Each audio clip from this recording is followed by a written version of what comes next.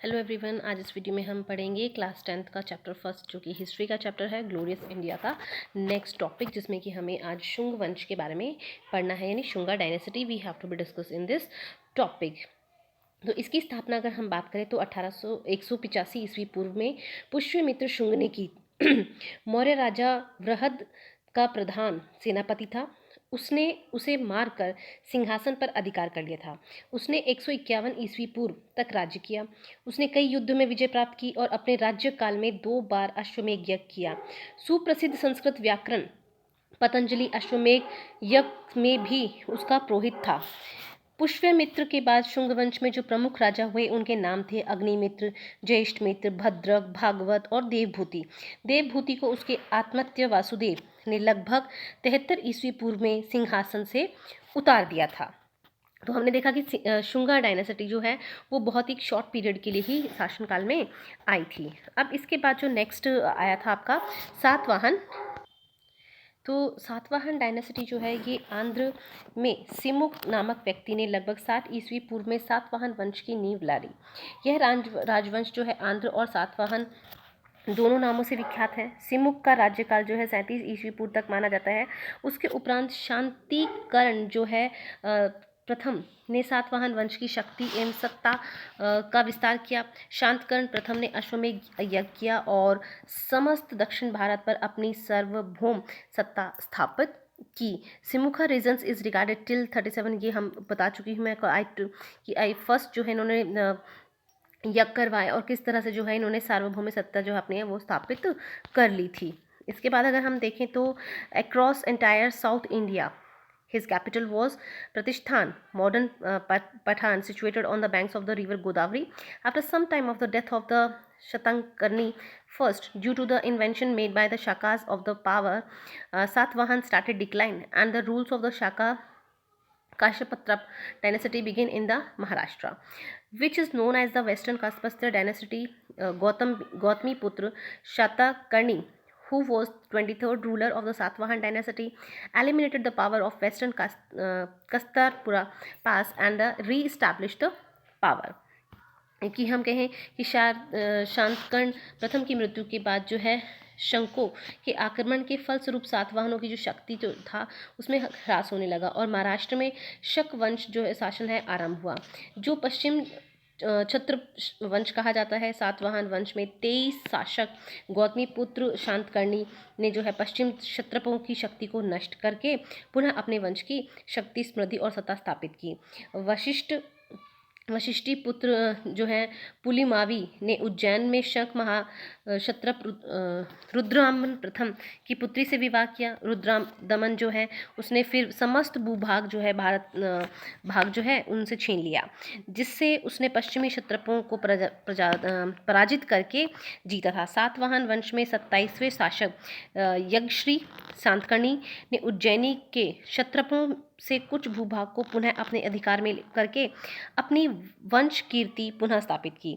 यक्षश्री ने कई प्रकार की जो है मुद्राएं भी चलाई, जिसमें हम कहें कि कुछ पर जलपोत भी अंकित हैं, जिससे प्रतीत होता है कि उसका साम्राज्य समुद्र तक विस्तृत था। यानी कि किस तरह से उन्होंने, हम देखें तो अपना जो शासन है उसको विस्तार किया और किस तरह से उन्होंने अपने जो सिक्के हैं उनको भी चलाए, जिन पर उन्होंने अपना प्रतीक चिन्ह भी अंकित किया। इस वंश के जो है सभी शासक हिंदू धर्म के अनुयायी थे। उन्होंने वैदिक यज्ञों और समाज में वर्णाश्रम व्यवस्था को प्रतिष्ठित किया तथा विदेशी यवनों या हम कहें कि शंकों से संघर्ष करते रहे। उन्होंने बौद्ध तथा जैन विहारों तथा उपाश्रय को भी प्रभुत्व अनुदान दिए। उनके शासनकाल में वाणिज्य और तथा व्यापार, कृषि एवं अन्य उद्योगों में विशेष प्रोत्साहन मिला। चांदी, तांबे, सीसे और कांसे की मुद्राओं का विशेष प्रचलन उस समय था कि हम ये कहें कि जो है उन्होंने काफ़ी, जैसे सिल्वर है, कॉपर है, लेड है, ब्रोंज है, वर सर्कुलेशन, ये चीज़ सिक्के जो थी, करेंसी जो थी उनकी, ये सर्कुलेशन में थी। They were the first to establish the practice of granting land to the Brahmins. The Satvahans king built many chaityas and vihars in the western Deccan. Karla chaityas is the most famous among them. This chaityas was 40 meters long and 15 meters high and is an excellent example of Chaityas architecture. कि हम ये कहें कि चैत्य की जो वास्तुकला है उनका भी हम ये कहें कि उन्होंने ही सर्वप्रथम ब्राह्मणों को भूमि अनुदान करना, जो दान करना होता है, उसकी प्रथा आरंभ की थी। सातवाहन राजाओं ने पश्चिमी दक्कन में अनेक चैत्य एवं विहार बनवाए थे, जिनमें से काल का जो चैत्य है वो बहुत ही सुप्रसिद्ध माना जाता है। इसकी लंबाई जो है वो 40 मीटर है और इसकी ऊंचाई जो है करीबन 15 मीटर मानी जाती है। यह चैत्य वास्तुकला का एक अद्भुत उदाहरण माना जाता है। अब इसमें आती है गुप्त साम्राज्य यानी गुप्त डायनेसिटी जो है इसमें, ये आपकी 275 एडी से 550 एडी तक मानी गई है। फिर हम ये कहें कि उत्तर भारत में कुषाण सत्ता जो है 230 ईस्वी के लगभग समाप्त हो गई। तब मध्य भारत का एक बड़ा भूभाग जो है शक मुरंडों के शासन में आ गया, जो कि 250 ईस्वी तक शासन करते रहे। उसके बाद 275वीं ईस्वी में जो हम कहें कि जो है गुप्त वंश अस्तित्व में आया, यानी कुषाणा डायनेसिटी जो है almost decline in north India, इनका पतन हो चुका था in about 230 AD. Then a larger part of the land come under the occupation of Shaka Murdas. इनके अंडर में मुंडार्स जो है उनके अंडर में आ गया। Who continue to rule, जो उन्होंने 250 AD तक की, जो हम कहें कि 250 AD तक उन्होंने शासन किया। और उसके बाद में जो है आफ्टर दैट गुप्ता डायनेसिटी जो है वो पावर में आ गई थी। Was the founder of this dynasty in the Pragya Prashasti. Samudragupta has described himself as the great grandson of Sri Gupta. After Sri Gupta Ghatotkacha became Gupta ruler, he still was the Maharaja. हम कहें कि इस वंश का संस्थापक श्रीगुप्त था। समुद्रगुप्त ने स्वयं को प्रयाग प्रशस्ति में श्रीगुप्त का प्रपौत्र कहा है। श्रीगुप्त के बाद घटोत्कच जो है गुप्त शासक हुआ। इसकी उपाधि महाराज की थी, यानी इसको जो है महाराजा भी कहा जाता था। अब इसके बाद में अगर हम पढ़ें कि चंद्रगुप्त जो है 320 से 335 ईस्वी तक जो इन्होंने शासन किया था। तो इनके बाद में हम पढ़ते हैं कि after Ghatotkacha his son Chandragupta first became Gupta ruler. He attain the title of the Maharaja Dhiraj. He married the Lichchhavi princess of the Kumara Devi in 1319 AD. Chandragupta first started an era which is famous by the name of the Gupta era संवत। घटोत्कच के बाद हम बात करें उसका पुत्र चंद्रगुप्त प्रथम जो है गुप्त वंश का शासक हुआ। इसने महाराजी धीराज की पदवी धारण की। उसने लिच्छावी वंशजा कुमार देवी से विवाह किया। चंद्रगुप्त प्रथम ने जो है 319 ईस्वी में एक संवत चलाया जो गुप्त संवत के नाम से प्रसिद्ध था, यानी इन्होंने काफ़ी कुछ डेवलपमेंट जो है अपने शासनकाल में किया। अब इसके बाद में आता है चंद्रगुप्त प्रथम के बाद में इसमें आता है समुद्रगुप्त, जो कि 335 से 380 ईस्वी तक रहा। Chandragupta first appointed Samudragupta as his successor. His idols were conquering and unifying the India Bharat. He believed in the imperialism. His court poet Hari Sen has described about his victorious military expeditions in the record of Allahabad Prashasti. These records are inscribed on the same pillar on which Ashoka's are inscribed. The rulers and the countries which were won by the Samudragupta can be divided into 5 groups. These states of Ganga, Doab, states of the eastern Himalayas, the bordering states of the eastern Vindhya regions, eastern Dakkan and the state of the South India, and the Shaka and the Kushan state. As per Allahabad Prashasti, he have never defeated in any battle. Samudragupta possessed a very powerful navy by which he strengthened his foreign relations. Ashwamedha Parakrama can be seen inscribed on his coins. He also excelled in fine arts. He has also been called an excellent poet. He excelled in music also. His image of playing Veena has been inscribed in a coin. He has a devotee of Lord Vishnu, but he had equally respect for other religion. कि समुद्रगुप्त की अगर हम बात करते हैं तो चंद्रगुप्त प्रथम ने समुद्रगुप्त को अपना उत्तराधिकारी नियुक्त किया था। उसका आदेश दिग्विजय और एकीकरण था। वह साम्राज्यवाद में जो है विश्वास रखता था।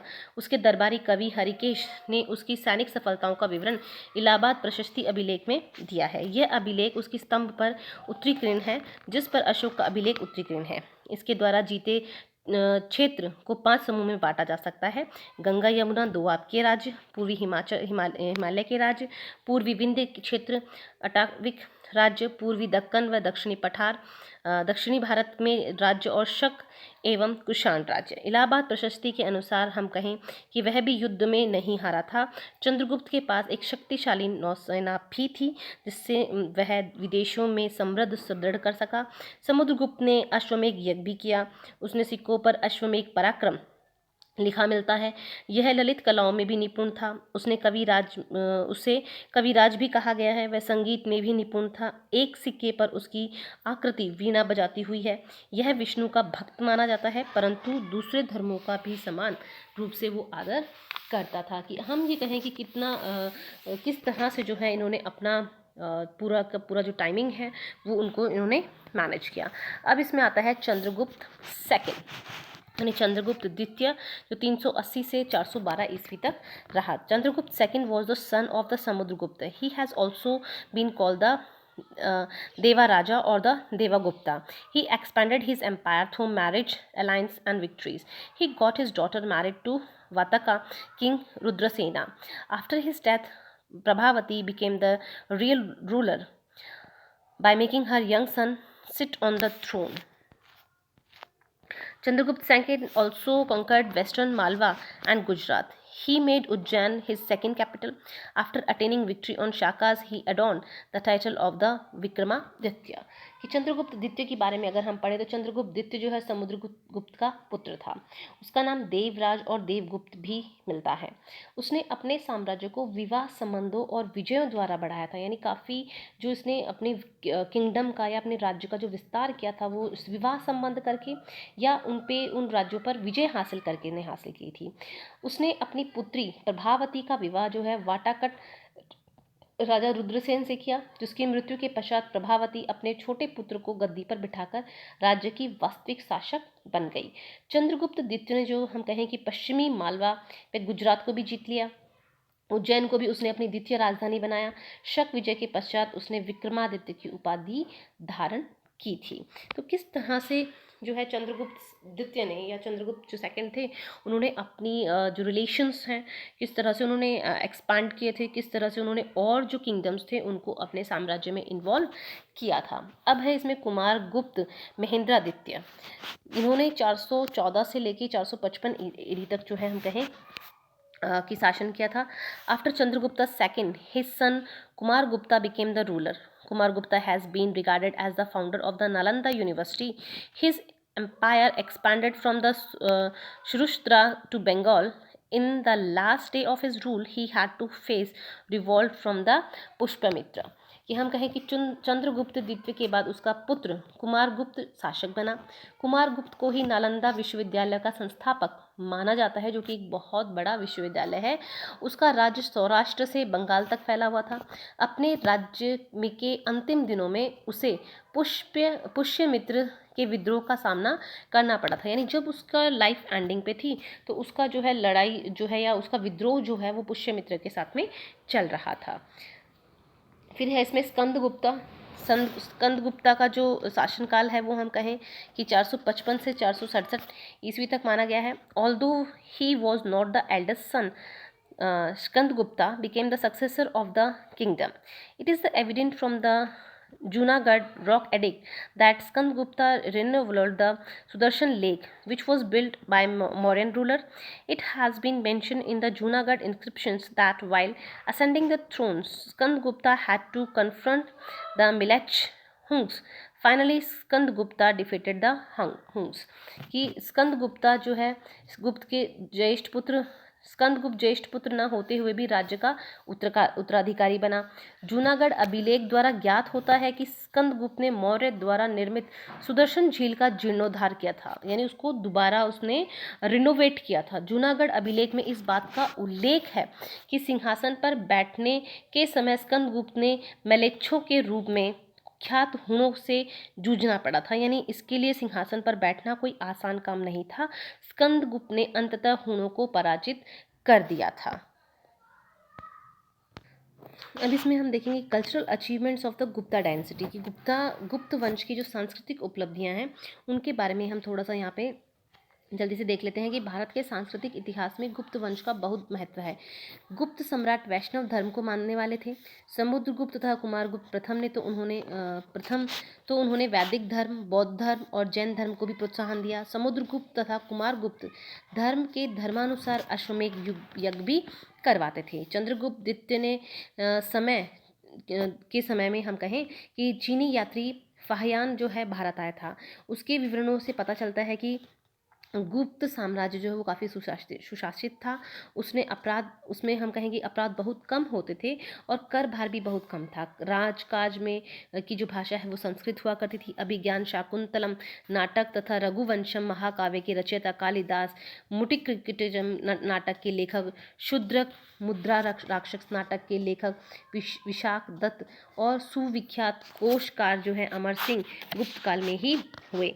रामायण, महाभारत, मनु संहिता अपने वर्तमान रूप में गुप्त काल में ही सामने आई थी। गुप्त काल में आर्यभट्ट, वाल्मीकि और ब्रह्मगुप्त ने गणित तथा ज्योतिर्विज्ञान के विकास में बहुत काफ़ी हम कहें कि योगदान दिया था। फिर हम कहें कि इसी समय में हम कहें कि जो हम कहें कि काल में दशमलव यानी जो डेसिमल होता है, ज़ीरो होता है, दशमलव का आविष्कार हुआ जो बाद में अरबों के माध्यम से यूरोप तक पहुंची।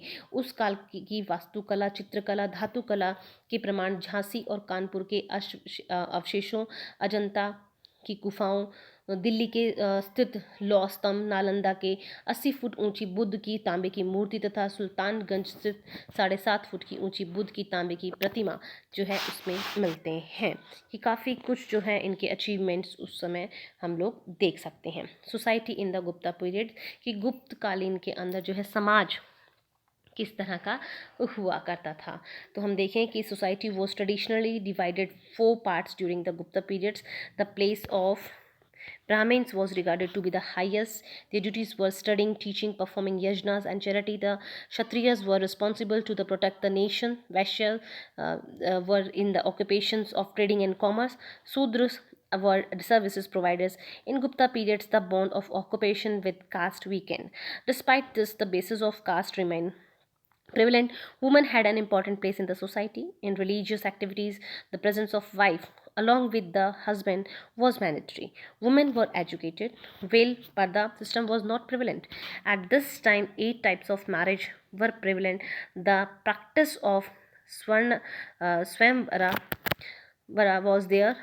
Mudrakshakti, Tan Karna, Ambastha, Parshva were the mixed caste during the Gupta period. Kastya was a section class during Gupta period, but later it emerged in the caste in the form of a caste. Women have been depicted ideally in literature of Gupta periods. In case of not having a son, the wife had the primary right to her husband's property. गुप्त काल में हम बात करें कि समाज जो है परंपरागत रूप से 4 वर्णों में विभक्त था। समाज में ब्राह्मणों को सर्वोच्च स्थान प्राप्त था।